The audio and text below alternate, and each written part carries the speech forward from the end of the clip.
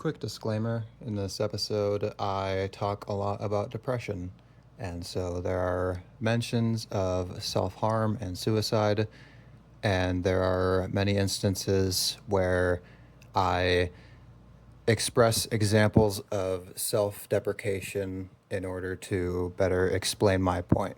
But if you are sensitive to these subjects or think that hearing these self-deprecating statements will affect your mental health, then consider skipping this one or ensuring that you experience this in a healthy manner. Remember that you are not a burden, you deserve good things, and you are loved. Enjoy. So, what did we learn from last time? We learned to do these at night when there's less people around. And we learned to not just leave my keys in my pocket while I walk. Because then everybody listening just have to hear my keys jingling around as I'm walking. So the two options are to either wear a hoodie so that they're more like at rest in the hoodie pocket, or just hold them. I'm going with option 2 right now, which isn't ideal, but sometimes you have to make sacrifices for the content. I don't want this to be like a content thing, and I hope it doesn't come to the point where I feel like I'm compelled to do these things. It's just something fun to do, and uploading the videos gives me a little bit of a serotonin hit, because it's like, I'm making something, I'm putting something out into the world, even though the editing is really minimal. What I do is I just kind of put all the recordings together on a timeline, space them out by like a few seconds, add some transitions that you can do really fucking easily in CapCut, put the image over the video, and bada boom. There's the video. And okay, so funny thing about CapCut, which is the editing software I've been using, I have such extensive knowledge of it. Of course, I did actually take classes in video editing, and I learned like the basics. I found that I like it. But anyway, the first video that I uploaded, CapCut let me use its extract audio feature just fine. But when I tried to use it the second time around, it wouldn't let me. It's apparently a pro feature now. I don't know like when that happened, but yeah, it wouldn't let me export the video because it was apparently a pro feature. So just had to do it the hard way, just had to deal with a bigger file size. It's no big deal. Anyway, what the hell are we talking about today? I can always default back to Vylet Pony. I'm pretty excited for the album coming out on Thursday. Today is Tuesday, so there's only a 2-day wait. Oh my goodness gracious. The singles are growing on me, as I guess I should have assumed they would. No, it's good. Can you tell I'm floundering here? Because I feel like the last 2 times topics came kind of easily, and I had like a point and a trajectory to go towards, but now I don't. Best I can do is start talking about Pest, the opening track to Vylet Pony's 2024 album Monarch of Monsters, my favorite album of all time. As of actually I think it was 2025 when I declared it my favorite album, because again, it took some time to grow. And then it took some time to realize that it's one of the greatest pieces of art I've ever experienced. And I actually started a review of it that I would have like put up on my blog. I have a blog, by the way. I should probably start putting that into the description of these videos or something. Yeah, I was thinking about writing a review of Monarch of Monsters, but I just kind of hit some writer's block. Because what I was trying to do is I was trying to kind of tell my life story alongside the story of the album, relating my experiences to the experiences expressed by the music, the whole way through. And for one, I just kind of found it didn't translate one-to-one that way, or at the very least it was difficult to. And the increasing problem I'm finding with reviewing that album is that I just feel like I can't do it justice. There's so much to talk about, and it's just such a deeply emotional experience. There's a guy running by, so.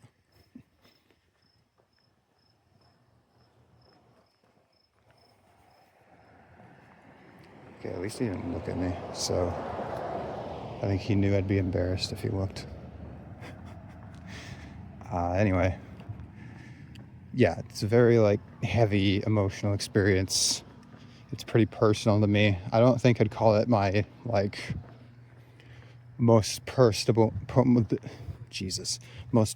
most hard-hitting thing I've ever experienced. That would be Arches, the visual novel. Okay, I could go off about that. Might save it for another day. I'll talk about Arches another day. It's my favorite story. It's a brilliant piece of art. But anyway, we're here to talk about Pest. So, Pest sets the tone and sets the scene, as all good openers do, which is something I say in every album review that I think I've ever made. I say, all right, so this opening track sets the scene, as any good opening track does. I might have to find a way to subvert that somehow. But anyway, it establishes the more experimental rock sound that the album is doing, and it establishes some themes. And one of those themes is hating yourself. That's kind of what the song is about. So the title is tied to a lyric that's repeated in the song, the chorus specifically. The chorus goes, let me just take a moment to think and make sure I get it right.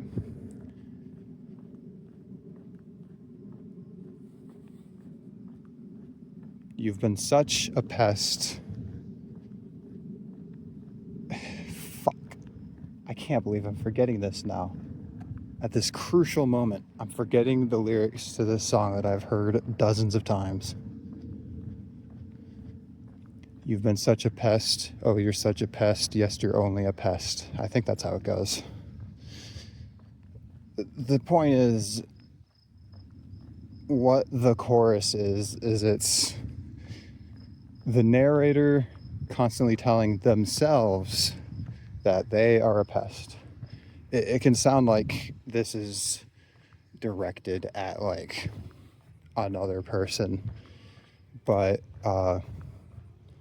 this song is the narrator talking to themselves, and the lyrics takes on some interesting qualities when you understand it from that lens.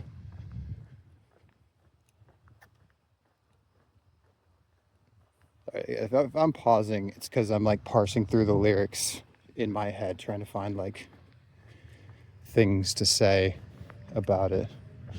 Not that there isn't stuff to say. More just I'm doing this off the cuff, and sometimes it's hard to develop these thoughts on the fly when there's other trains of thought that I'm also kind of trying to keep on track.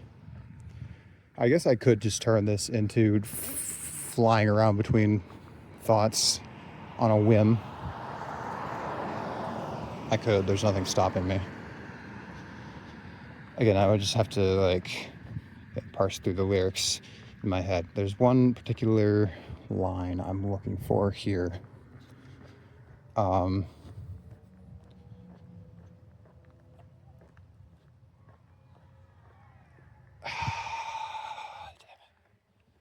You know what? I'm just going to stop this segment and I'm going to think for a bit. How tragic it is to know I'm you. Cursed are all who know us too. Those are 2 lines in the bridge of the song. It goes, I just can't stand to see your smile. And then goes back to the chorus. Those 2 lines, for one, they hit. Now, what do I mean when I say they hit? What I mean is that I feel that these are very important and impactful lines, even if I can't adequately express why that might be at the moment. They might not even be lines that are like objectively amazing or jaw-dropping or whatever. But when I say they hit, I'm more talking about the emotional impact that they have on me personally. You feel? So those 2 lines hit. Just getting like some of the more like establishing stuff out of the way. They are some of the lines that pretty clearly establish that this is someone talking about themselves, or otherwise just like the entity that is them. An us implies like 2 separate beings, kind of. But there's this whole thing going on with like the idea of different versions of themselves that really kind of end up the same. And then, of course, if you're dealing with depression or mental illness, there's often the sense that there are like 2 or even more separate entities in your head that have different influences on you. Anyway, what that line is saying is that, boy, sucks to be me, and it must suck for everyone who knows us. Which, the reason that hits is because, hey, wouldn't you know it, I've had those thoughts. One of the easiest ways I've found to get a piece of art to resonate with someone is to just reflect the things that they've thought or experienced in their life. And so, one of the more, would you call it impactful, important experiences of my life has been dealing with depression. And so seeing the realities of depression reflected in a piece of art has led to some of the most like cathartic and meaningful pieces of art for me. That's why I love Arches so much, because in that story, Cameron is such an incredible depiction of what depression does to a person. It's extremely like accurate and honest, and it's really meaningful to see the like experiences he goes through while contending with that. And it's the same thing with Monarch of Monsters, because I hear lines like that and I feel a little seen. Of course, I know full well that other people have depression. Oh, I know.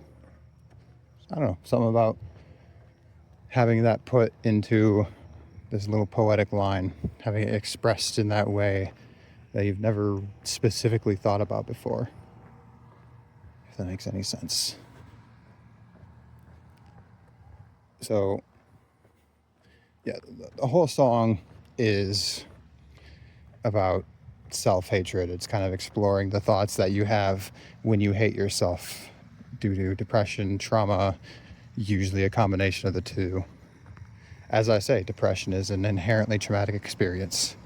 And if you're depressed, you're not going to readily accept that, because if you are depressed, you don't want to accept that you're traumatized. And you simultaneously want to believe that you are not damaged and that you are damaged beyond repair at the same time. Depression ends up leading you to a lot of hypocritical ways of thinking. Anyway, well, this is bound to turn into a thing about depression in general, because that's what often happens when I bring this stuff up. it's just something I spend a lot of time thinking about and a lot of time like working through, because the first step to solving a problem is figuring out what the problem is. And so in order to solve the problem of I have depression, I've had to do a lot of thinking about how it works and how it's affecting my mindset. That's not a journey done entirely by me. I always try to give credit to a good friend of mine especially, but just my friends in general, for keeping me on the right track and letting me know when I'm having more irrational thoughts. Yeah, see what I mean? We're just kind of getting away from the song, which, I'm not going to worry about it too much. But at least one thing I wanted to say about Pest before I just move on from it entirely is that another thing that I really like in art is when they find like interesting ways to weave their messaging into the medium itself. So, obviously you have the idea of hating yourself expressed through the lyrics. The lyrics are just self-deprecating messages spoken by the narrator to themselves. But something important to note is that the chorus, you've been such a pest. Oh, you're such a pest. Yes, you're only a pest. That's repetition. And repetition is something commonly used in music to like hammer home a message. And listening to Vylet Pony, I've come to learn that it also makes the song catchier. So, if you're just looking at this as a decision to craft a good piece of music, the decision to make those lines repeat or have repetition in them is a decision made to make the chorus more memorable and to perhaps make the lyrics easier to remember. Makes it stick in your head, and that is often the goal of music. However, I think the other intention behind the repetition of those lines is to reflect what a person who hates themselves often does. What you'll see in people who have very low self-esteem or self-deprecating thoughts, or, see in yourself, you listener, is that these thoughts are frequent. What you're going to end up doing when you have critically low self-esteem is you're going to end up essentially reinforcing these ideas about yourself, because you don't end up hating yourself just kind of out of nowhere, although it can feel like that. The reason you or these people feel this way about themselves is because they keep telling themselves these things.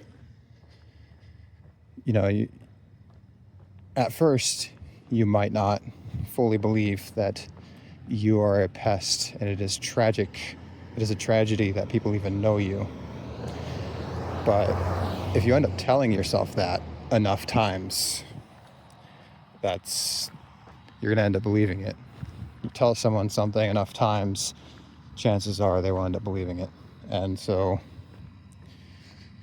the repetition of these self-deprecating lines, this reinforcement of this idea that the narrator has about themselves, is reflecting the reality of being depressed or traumatized, which is just a constant cycle of finding ways to put yourself down and to say horrible things about yourself, because it keeps you in this mindset that you're both like used to and almost comfortable with in a disturbing way.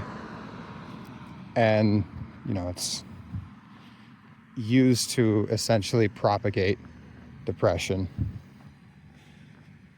And I should have started this really with just explaining how depression works. I feel like it'd make it easier, but also it feels like a lot, right?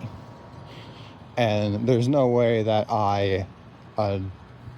someone who's completely untrained and not formally educated in the topic, can adequately explain the totality of what depression is. And even if I could explain it in words, there's not really any way you can adequately express the totality of what depression is. Because if you've lived through depression, you know that it's not like something you really can put into words. Some of the most meaningful pieces of art that I know are pieces of art that I think reflect the reality of depression really well. But the fact of the matter is, you're just not gonna really capture it in an hour and a half long album or a 4-hour long visual novel. Because experiencing depression means experiencing it for years. It means years of your life that you look back on, if you can even remember the times adequately, with a sense of just kind of absence. You feel like you missed all that time because all that time was spent just kind of stuck in your own head, not like adequately experiencing life to its fullest extent, not adequately exploring yourself or the possibilities or joys of life.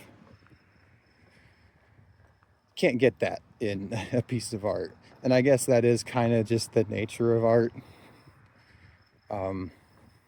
It's putting but a mere piece of our experiences and our feelings into something more digestible. Because, we sure like writing about war or death, but I think we all know that you can't put the totality of those experiences into anything that you can just pick up and consume in a few hours. Where the hell was I? Oh, right. Because my view on depression kind of hinges off of this idea that I have of how it operates, which I mainly developed to both make it easier for myself to understand and make it easier to explain to people so that they can see the destructive thought patterns that they've fallen into. Am I gonna explain what that is? Probably. Just past a person who must have been walking for a while, because I actually saw her in the street as I was coming home almost an hour ago. She was dancing to her music, and that's this kind of energy that I would like to embody and see in the world. Who gives a shit? Anybody who's bothered by seeing someone in public dancing to their music, they're the one with a problem. But anyway, right. Class is now in session. Welcome to Literature 101. Today we're talking about personification. Personification is the act, especially in storytelling or literature, of giving human qualities to something that is not human.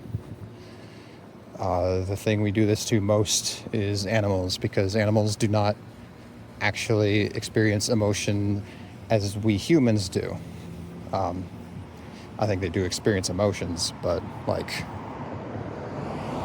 their experiences aren't going to exactly mirror ours. But it's easier for us if we make it such.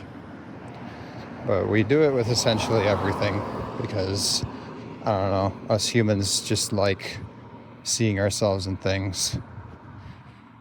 The part about God making us in his own image, really that's irony, because we made a God in our own image. But anyway, Tips Fedora. And so I explain that to kind of help explain why I talk about depression the way that I do, because depression is a mental illness. And I don't exactly know how it manifests in the brain, like scientifically. What I do know is that it is not actually like a conscious agent. It is not something that actually literally has goals or an agenda or is deliberate in its actions. But from years of observing how depression works in both myself and other people, you could be fooled, because depression is very deliberate in how it works, or at least seems very deliberate in how it works, and is very consistent in how it works. So I think that the best way to understand depression is as a parasite. It is a parasite in your head, and most parasites do what they do to survive and to live.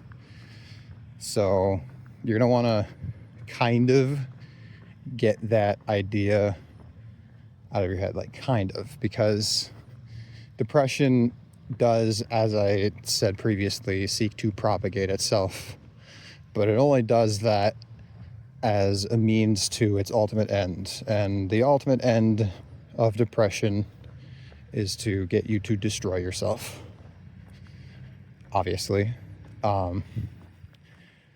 There is the means of self-destruction that we all know, and that really characterizes and exposes the tragedy that is depression. But it doesn't necessarily mean suicide. Depression very, very often will push you towards, self-harm or suicide. But speaking as someone who, is fortunate enough to not have to deal with a ton of those, if it can't get you to kill yourself, it'll try to get you to destroy yourself in other ways that are more within, its means. So I definitely thought about, would it be better if I wasn't around? Would it be better if I didn't exist? But I was also very, very hesitant to actually inflict physical harm upon myself. And so what depression did is it made sure I kept shitting on myself. It still does that. And one of the more like outside explicit methods it used is, if I was feeling particularly bad about myself, I would deprive myself of sleep as a means of punishment. And that's what I mean. Depression just seeks to make you harm yourself in whatever ways that manifests. And you can understand everything that depression makes you think through this lens. So, why does it make you shit on yourself? Well, that one's relatively simple. If you are constantly putting yourself down, you're going to feel bad about yourself. You're going to feel less worthy. You're going to feel less important. At a certain point, it's going to get to the point where you just feel that you are constantly deserving of punishment. It's not just that you lack any value, it's that you are actually a detriment to the people around you. And once you believe that, it's pretty easy to start punishing yourself. And so many of the thoughts that you're going to end up having when you're depressed are aiming you towards getting you to think of yourself as worthless and a burden to the people around you. Because again, that way it's easier to convince you to harm yourself.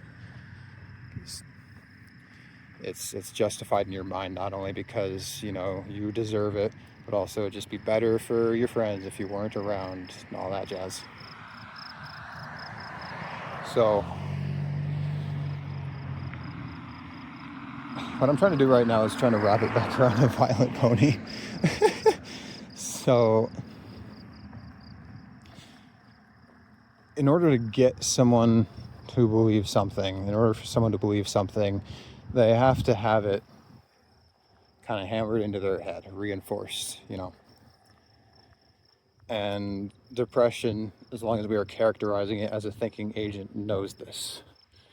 And so what it will do is it will compel you to continuously tell yourself that you're worthless, that you're a burden, that you're a pest, that no, really, you're the parasite, and you're a detriment to the people around you. It'd be better if you were gone. It needs to keep doing that so that you don't just tell yourself these things, you believe these things. And you believing these things are going to radically shape your actions and your mindset. And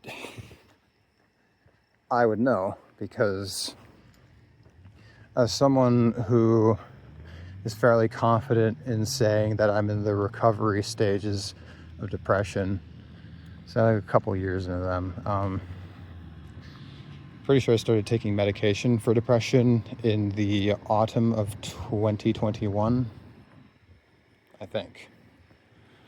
So it's been a few years since I've been on the medication. They've definitely significantly helped, and I've only gotten better with time. It's just like, reinforcing positive messages about myself, going out, meeting more people, doing more things with myself in my life. And even then, I can still see the ways that this negative mindset affects my thought patterns even to this day. I still operate on a lot of very flawed lines of logic that exist purely because I felt I was worthless once upon a time. The roots run deep, and that's very intentional on the part of depression. Because, in order to get you to disobey your primary instinct as a living being, it's really got to convince you that it's the right thing to do or whatever. So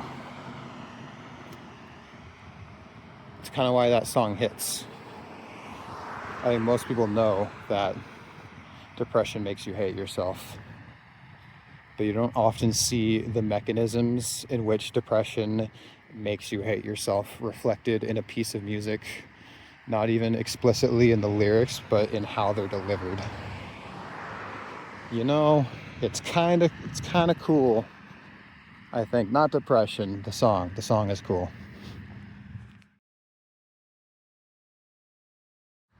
I'm approaching my apartment, so now I'm just kind of trying to find a way to wrap this up. That was me making a popping sound in my mouth. Because I feel like I made it fairly coherent, I made a little loop. I can call this little episode how Vylet Pony depicts depression or something like that. And we're one step closer to just making this new endeavor a Vylet Pony themed podcast. I would like for that to be the case. There will be another one of these recorded on Thursday after the album comes out, or Friday, whenever I get the time to walk around yapping about my autistic bullshit. It's not bullshit. I think Vylet Pony's genuinely important artist, worthy of respect. But my ramblings, there's some useful stuff mixed in there. That's mostly just me yapping for fun.